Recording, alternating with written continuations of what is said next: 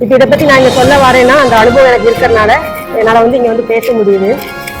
முதல்ல வந்து முக்கியமான கருத்தை நான் முன்வைக்கிறது அதுதான். பிள்ளை பேரு என்பது வந்து நோய் அல்ல, சுகப்பேறு. சுகப்பேறு அப்படிங்கிறது வந்து உண்மையிலே வந்து அது நடக்கிற இடம் எங்கேயா இருக்குன்னா, நான் இருக்கிற இடத்துல மட்டும்தான் வந்து என்னால என் குழந்தைய இயல்பா சுகமா பெற்றுக்கொள்ள முடியும். நான் இப்ப சொல்ற வர விஷயம் வந்து எல்லாருமே வந்து ஆமா சொல்ல வைக்கும். மருத்துவமனையில் நடக்கக்கூடிய எந்த ஒரு பிரசவமே வந்து சுகப்பிரசவம் அல்ல அப்படிங்கிறது வந்து இங்க இருக்க எத்தனை பேருக்கு தெரியும் எனக்கு தெரியல. 9 மாதம் வந்து அந்த தாய்க்கு பயம் பயம் பயம் பயம்தான் ஊட்டப்படுது.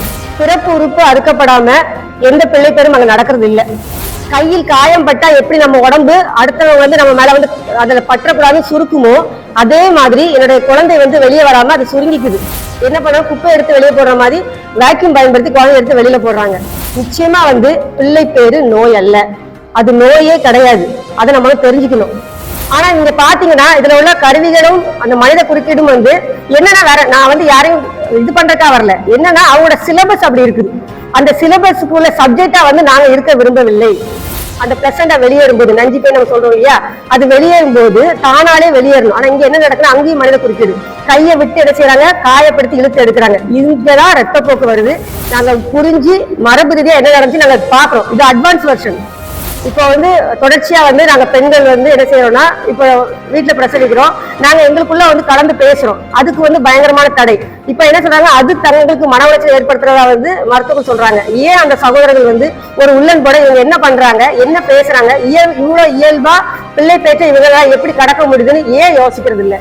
உண்மையான ஒரு நோக்கம் தாயும் சேயும் நலமா இருக்கணும் அப்படின்னு இருக்கணும்னா வந்து வாழ்த்திட்டு தானே போகணும். நல்லா இருக்கிறாங்க, தாயும் நல்லா இருக்கு, குழந்தையும் நல்லா இருக்குது, வந்து வாழ்த்திட்டு போகாம இரவு 12-1 மணிக்கு வந்து அந்த தாய்க்கும் அந்த குழந்தைக்கும் ஒரு ஓய்வு எடுக்க வேண்டிய நேரத்துல வந்து தொடர்ந்து அச்சுறுத்தல், தொடர்ந்து தாக்குதல்.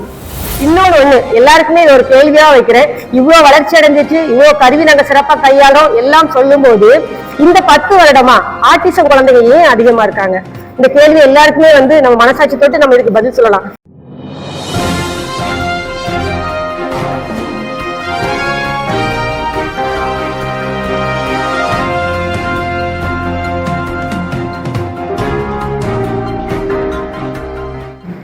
அனைவருக்கும் வணக்கம். என் பேர் திருமதி ஆதிரி அருள். மரபு சுகப்பேறு மக்களின் நலம், அதை பற்றி வந்து இப்போ நான் வந்து கருத்து சொல்ல வந்துருக்கேன். நலம் அப்படின்னு பார்க்கும்போது நம்ம இதெல்லாம் நாங்கள் பார்க்குறோம் அப்படின்னா, உடல் நலம், மனநலம், உரிமை நலம், 3மே நாங்கள் எடுத்துக்கிறோம்.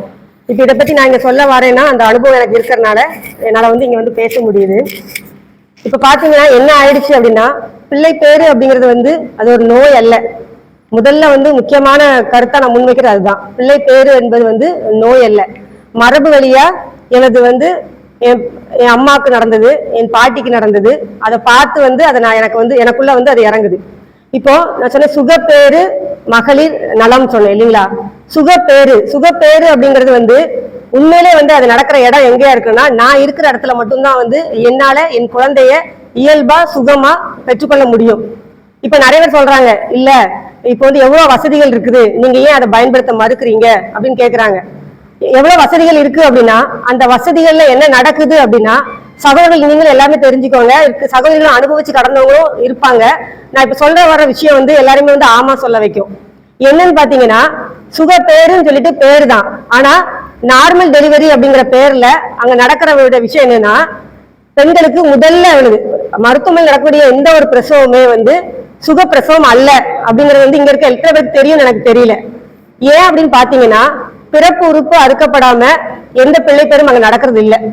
அப்போ ஒரு தாய்க்கு வந்து சுகப்பேறு அப்படிங்கும் போது என்ன நடக்கும்னா, தான் அம்மா ஆக போறேன், என் குழந்தை நான் கொஞ்ச நேரத்துல பார்க்க போறேன் அப்படிங்கிற எண்ணம் இருக்கும்போது அவனுடைய பிறப்புறுப்பானது தன் குழந்தைக்காக விரிவடைஞ்சு அந்த குழந்தைக்கு தேவையான அந்த ஆற்றல் அங்க கொடுத்து அது வந்து அந்த குழந்தைய இயல்பா பொறுமையா அது வந்து வெளியேற்றும். அந்த வேலை வந்து அங்க சிறப்பா நடக்கும். அப்ப இன்னொரு அங்க முக்கியமான ஒரு விஷயம் நடக்குது. நாங்க முட்டாள் இல்ல, அதை நான் சொல்லிக்க விரும்புறேன். ஏன்னா அங்க ஆக்சிடோசின் வந்து சுரக்குது. நான் அம்மா ஆக போறேன், அப்ப அந்த மகிழ்ச்சிக்கான ஹார்மோன் வந்து சுரக்க ஆரம்பிக்குது, அந்த ஆக்சிடோசின் அங்க சுரக்குது. இப்ப இங்க என்ன நடக்குதுன்னா, அதுல குறிக்கிற மாதிரி அங்க போய் நீங்க கத்திய வச்சு வெட்டும் போது என்ன நடக்கும், உணர்வு நரம்புகள் துண்டிக்கப்படுது. அப்ப எனக்கு மூளை செல்லக்கூடிய அந்த சமச்சை வந்து அங்க சரியா போறது இல்லை. அப்ப அடுத்து என்னோட குழந்தை வெளியே வருமானம் வெளியே வராது. கையில் காயம் பட்டா எப்படி நம்ம உடம்பு அடுத்தவங்க வந்து நம்ம மேல வந்து அதுல பற்றக்கூடாதுன்னு சுருக்குமோ, அதே மாதிரி என்னுடைய குழந்தை வந்து வெளியே வராம அது சுருங்கிக்குது, அது உள்ளே தங்கிக்குது. அதுக்கு அடுத்து என்ன பண்றாங்கன்னா கருவிகளை வந்து பிரயோகப்படுத்துறாங்க. என்ன பண்றாங்க, குப்பை எடுத்து வெளியே போடுற மாதிரி வேக்யூம் பயன்படுத்தி குழந்தை எடுத்து வெளியில போடுறாங்க. அப்ப பாத்தீங்கன்னா திடீர் அதிர்வு வந்து அந்த குழந்தைக்கு கொடுக்கப்படுது. அப்ப இது எல்லாமே வந்து நான் இருக்கிற இடத்துல இயல்பா நான் சேஃப் ஜோன் நினைக்கிற இடம் என்னோட வீடா இருக்குது. அங்க அப்படி இல்ல, அங்க எந்த மனித குறுக்கீடும் இல்ல, மருத்துவ குறுக்கீடும் இல்ல. நான் ஏன் இதை மனித குறுக்கீடும் மருத்துவ குறுக்கீடும் இல்ல நான் சொல்றேன் அப்படின்னு பாத்தீங்கன்னா, நிச்சயமா வந்து பிள்ளை பேரு நோய் அல்ல, அது நோயே கிடையாது. அதை நம்ம தெரிஞ்சுக்கணும். 30 நாள் தாண்டி போயிடுச்சா, அப்பத்துல இருந்தே வந்து கருவிக்குள்ள உடம்ப புகுத்த வேண்டிய அவசியம் இல்லை. அந்த கருவிக்குள்ள புகுத்தி புகுத்தி புகுத்தி இப்ப நீங்க சொல்றீங்க நிறைய அட்வான்ஸ் ஆயிடுச்சு, நிறைய நாங்களும் தான் எல்லா இது சயின்ஸ் நாங்க பயன்படுத்துறோம், டெக்னாலஜி நாங்களும் பயன்படுத்துறோம். அதை வந்து என்னோட உரிமை, நான் எந்த அளவுக்கு அதை பயன்படுத்தணும் அந்த அளவுக்கு நான் பயன்படுத்திக்கிறேன். ஆனா அதை மீறி நீ இதைத்தான் செய்யணும் அப்படிங்கிற கட்டாயம் வந்து ஆக்கப்படுவதை வந்து நாங்க வந்து இந்த இடத்துல வன்மையா கண்டிக்கதான் செய்யறோம். அப்படி கட்டாயம் ஆக்குறதுக்கு எனது உடல் வந்து ஆராய்ச்சி பொருள் அல்ல. அங்க போய் நான் திருப்பி சொல்றேன், மன மகிழ்ச்சியா இருந்து குழந்தை பெற்றுக்க வேண்டிய இடத்துல 10 பேர் என்னை சுத்தி நிற்கும் போது அது என்ன நடக்குது, பெண்களுக்கு அங்க என்ன நடக்குது? அப்ப தான் தாயாக போறேன் அப்படிங்கிற ஒரே காரணத்துக்காக அவ எல்லாத்தையும் இழந்து அங்க நிக்கணுமா? நம்மளோட சமூகம் வந்து பெண்களை வந்து உயர்வா பாக்குது. தாய் நாடுன்னு சொல்றோம், தாய் மண்ணுன்னு சொல்றோம், இவ்வளவுத்துக்கு மரியாதை கொடுக்குற நம்மளுடைய சமூகம் வந்து பிள்ளை பிறக்கும் நேரத்தில் அந்த தாய் வந்து வன்கொடுமை தான் அவளுக்கு நடக்குது. எல்லாத்தையுமே தன்னுடைய குழந்தைக்காக சகிச்சுக்க வேண்டிய நேரம் இருக்குது. ஆனா நீங்க பாத்தீங்கன்னா இதுல உள்ள கருவிகளும் அந்த மனித குறுக்கீடும் வந்து என்னன்னா வேற, நான் வந்து யாரையும் இது பண்றதுக்கா வரல, என்னன்னா அவங்களோட சிலபஸ் அப்படி இருக்குது. அந்த சிலபஸுக்குள்ள சப்ஜெக்டா வந்து நாங்க இருக்க விரும்பவில்லை. பெண்கள் வந்து ஒரு ஒரு பாடப்பொருளுக்கு உள்ள ஆராய்ச்சி கூடமோ ஒரு ஆய்வு கூடமோ அல்ல. இயல்பா நாங்க எங்களோட வீட்டுல அது சார்ந்த அறிவு எங்களுக்கு இருக்குது.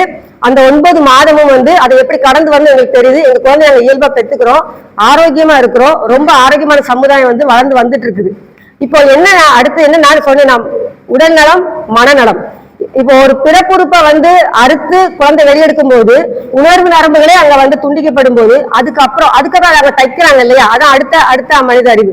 அப்போ அடுத்து யோசிச்சு பாருங்க, உங்களுடைய சகோதரிக்கா உங்களுடைய மனைவிக்கு நடக்கிற விஷயங்களை யோசிச்சு பாருங்க. அப்ப அடுத்து எப்படி அந்த தாய் இயல்பா இருக்க முடியும், எப்படி அவளால் அவருடைய காரியங்களை இயல்பா செய்ய முடியும்?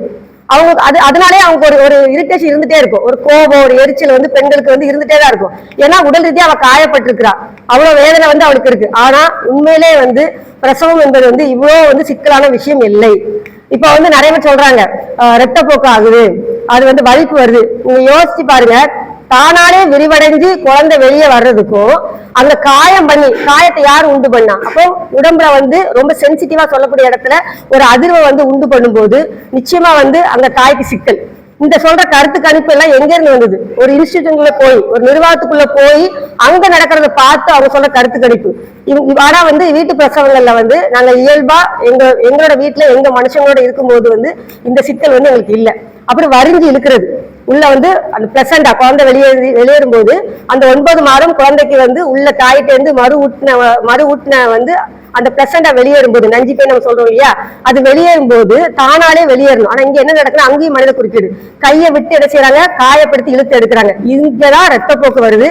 யோசிச்சு பாருங்க, குழந்தை வெளியேற்றுறதுக்கு இயல்பா ஒரு பிரஷர் வந்து அந்த உடம்பு வந்து உண்டு பண்ணும் இல்லைங்களா? அப்ப நீங்க முதல்ல அறுத்துறீங்க, அதுக்கு ஒரு பிடிச்சு இழுக்கிறீங்க. அப்போ இதனாலதான் வந்து அடுத்து அங்க என்ன நடக்குதுன்னா அந்த வலிப்புக்கான காரணமா அது இருக்குது. ஆனா இயல்பு பிரசவங்கள்ல எங்களுக்கு வந்து திருப்பியும் சொல்றேன், நாங்க முட்டாள்கள் இல்ல, முட்டாள்தனமா நாங்க இந்த முடிவை எடுக்கல. நாங்க புரிஞ்சு மரபு ரீதியா என்ன நடந்துச்சு நாங்க பாக்குறோம். இது அட்வான்ஸ் வெர்ஷன். ஏன் இதை நோக்கி ஏன் திரும்பி வர்றதுக்கு எது தடையா இருக்குது? இப்போ வந்து தொடர்ச்சியா வந்து நாங்க பெண்கள் வந்து என்ன செய்யறோம்னா, இப்போ வீட்டுல பிரசவிக்கிறோம், நாங்க எங்களுக்குள்ள வந்து கலந்து பேசுறோம், அதுக்கு வந்து பயங்கரமான தடை.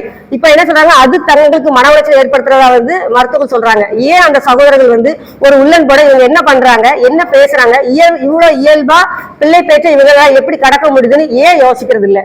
9 மாதம் வந்து அந்த தாய்க்கு பயம் பயம் பயம் பயம் தான் ஊட்டப்படுது. அந்த பயம் ஊட்டப்படக்கூடிய இடம் வேண்டாம் நான் முடிவு பண்றேன். நான் இருக்கிற இடத்துல நான் அவ்வளவு ஆரோக்கியமாகவும் நான் அவ்வளவு தைரியமாகவும் அவ்வளவு நுணுக்கமா என்னோட உடல் சார்ந்து எனக்கு அறிவு இருக்கிறதுனால என்னால என்னுடைய குழந்தைய வந்து ரொம்ப இயல்பா பெற்றுக்க முடியுது. அதற்கு காரணம் என்னன்னா, பிள்ளை பேரு நோய் அல்ல. அந்த புரிதல் வந்து எனக்கு ரொம்ப ஆழமா மனசுல இருக்குது.